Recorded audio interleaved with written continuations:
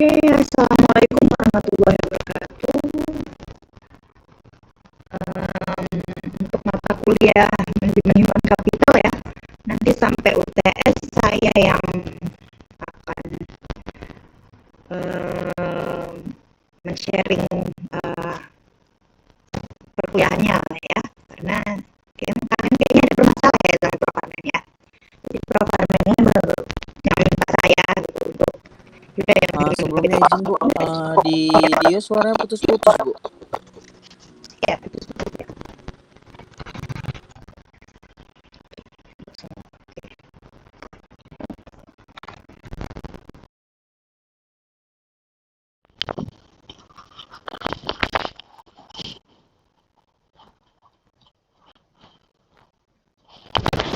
Oke, kalau lebih jelas.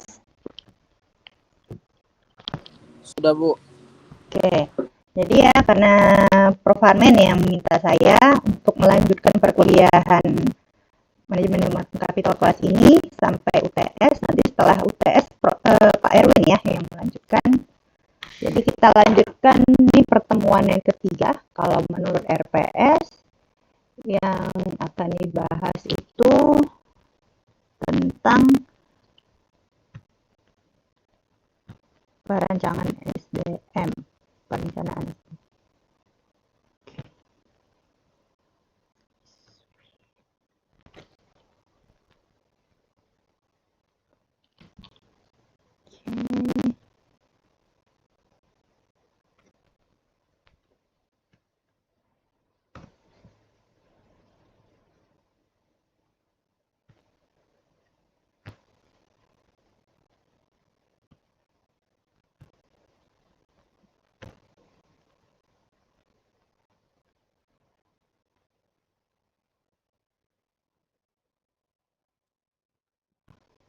Oke, tentang perencanaan SDM untuk topik kita hari ini. Ya. Jadi untuk perencanaan SDM itu sasaran dan manfaatnya adalah sasaran dari perencanaan tenaga kerja yaitu bisa tersedianya tenaga kerja yang terampil, berkemampuan, loyal, dan tepat sesuai dengan dinamika dari perkembangan perusahaan ataupun tuntutan strategi bisnis dari perusahaan yang akan dia bekerja di situ. Kemudian sementara manfaat yang didapat yang digunakan adalah sebagai dasar untuk proses rekrutmen, seleksi, penempatan, ada orientasi, pendidikan, dan pelatihan, perencanaan karir, serta sebagai dasar dalam menilai keseimbangan kerja. Nah, jadi untuk perencanaan SDM itu pun harus ada dimensi yang tepat. Yang pertama, tepat jumlahnya. Nah, dalam satu divisi, berapa pekerja, berapa karyawan yang tepat untuk bisa mengkoordinir setiap pekerjaan di dalam divisi tersebut. Nah, bagaimana kualitasnya?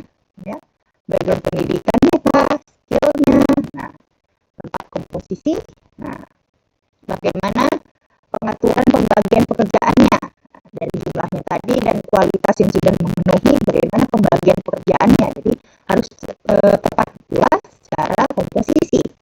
Kemudian tepat waktu. Nah, dalam kurun waktu tertentu memang sudah ada jumlah karyawan yang terpenuhi dengan kualitas tertentu sehingga pembagian pekerjaannya pun lebih ringan, dan deadline pun bisa dipenuhi. Jadi sebelum deadline pun pekerjaan yang harus dikerjakan di divisi tersebut selesai. Nah, kemudian ada faktor penyebab kebutuhan SDM.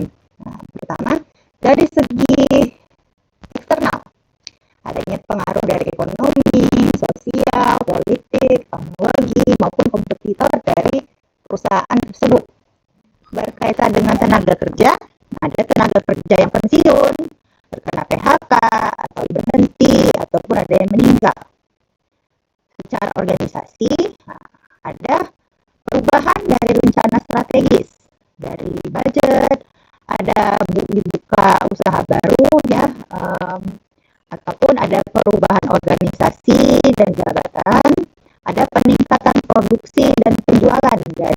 perusahaan tersebut. Jadi ada faktor-faktor ini dari eksternal, tenaga kerja, organisasi, sehingga dibukalah proses rekrutmen. Perencanaan SDM harus dilakukan lagi. Oke, kemudian ini adalah skema perencanaan dari SDM. Ya, dari proses evaluasi berakhir lagi di evaluasi. Yang pertama itu ada strategi manajemennya. Nah, strategi manajemen apa yang ada di perusahaan tersebut. Kemudian dilihat dari human resource demand-nya. Nah, future-nya bagaimana untuk kedepannya, karyawan seperti apa yang akan memajukan perusahaan tersebut. Nah, secara annual, secara per tahun, bagaimana kebutuhan ini, apakah sudah dipenuhi kah oleh karyawan-karyawan yang sudah ada. Nah, kemudian di bagian human resource supply-nya, existing, yang sudah ada bagaimana, dan di future-nya yang di kedepannya seperti apa yang diharapkan. Dilihat, dibandingkan antara human resource demand-nya dengan human resource supply, dilihat adakah kesenjangannya, dianalisis kesenjangannya. Nah, kemudian kesenjangannya itu apa? Apakah dari segi kualitas atau hanya jumlah? Nah, ataupun keduanya, dari kualitasnya bagaimana yang sudah ada, apakah jumlahnya perlu ditambah? Nah, dibuatlah kemudian rumusan dari kesenjangan antara kebutuhan dan ketersediaan. Nah, kebutuhan dari perusahaan, kebutuhan dari setiap divisinya bagaimana, ketersediaan, apakah ada fresh graduate ataupun ada memang karyawan yang sudah berkecimpung di perusahaan tersebut yang bisa dinaikkan jabatannya atau ditempatkan di divisi yang baru. Nah, di sini dilihat dari hasil rumusannya. Kemudian dibuatlah susunan rencana kerjanya. Nah, dibuat timeline-nya, proyek-proyek apa yang akan dilakukan dengan periode berapa tahun. Nah, kemudian sudah direncanakan, dilakukanlah pelaksanaan programnya. Nah, dengan pelaksanaan program yang memiliki durasi berbeda-berbeda, kemudian dilihat lagi, dievaluasi lagi. Nah, kemudian balik lagi ke proses yang pertama tadi dari skema perencanaan SDM. Kemudian bagian analisa supply SDM. Nah, analisa yang dilakukan, dilihat komposisi tenaga kerja yang dimiliki oleh perusahaan. Yang tadi ya, dari jumlahnya bagaimana, kualitasnya bagaimana, umurnya juga perlu dilihat, serta potensinya. Nah, dilihat daftar inventarisasi sumber daya manusianya, ataupun di bagian human resource inventory-nya. Nah, dilihat juga ada replacement chart-nya, ya kan, di setiap perusahaan yang bagian human capital-nya dulu personalia kan, di human resource-nya itu sudah ada data dari setiap karyawan, bagaimana proses masuknya, kinerja dia selama ini, ya kan. Nah, dilihat dari situ, dianalisa dari situ. Kemudian data human resource inventory, sebaiknya data-data tadi dianalisis secara periodik ataupun sesuai dengan periode perencanaan dengan melakukan human resource auditing ataupun assessment. Ya, lebih memang mungkin sudah banyak perusahaan yang melakukan auditing atau assessment untuk karyawan-karyawannya dengan periode tertentu, yang mana bukan hanya cuma dilihat dari kinerjanya saja, tapi juga bagaimana nanti ada assessment yang dilakukan oleh bagian human capital kepada rekan sejawat dalam bekerja, atasannya ataupun bawahan dari si karyawan tersebut. Nah, agar analisisnya lebih menyeluruh untuk setiap karyawan. Ya.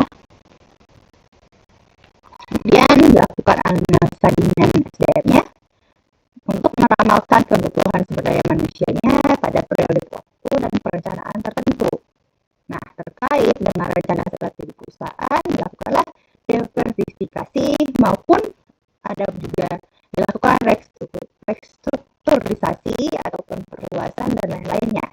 Jadi dengan ada rencana strategi perusahaan yang berubah, dilakukanlah bagaimana demand dari si sumber daya manusia ini tadi. Kemudian kalau tadi kebutuhan SDM ada eksternal yang mempengaruhi, nah untuk analisa demand SDM pun ada juga dilihat lagi nanti di internal dan eksternalnya. Faktor eksternal internal dari perusahaan, nah dilihat visi dan misi perusahaan, nah, kondisi keuangan perusahaan maupun kondisi sumber daya manusianya. Jadi yang datanya juga bisa dilihat dari manajemen inventory. Ya. Apakah misi perusahaan berubah atau lebih berkembang dan disesuaikan juga dengan keuangan perusahaan. Nah, bisa mungkin terjadi nanti adanya PHK atau misalnya ada pekerja yang sudah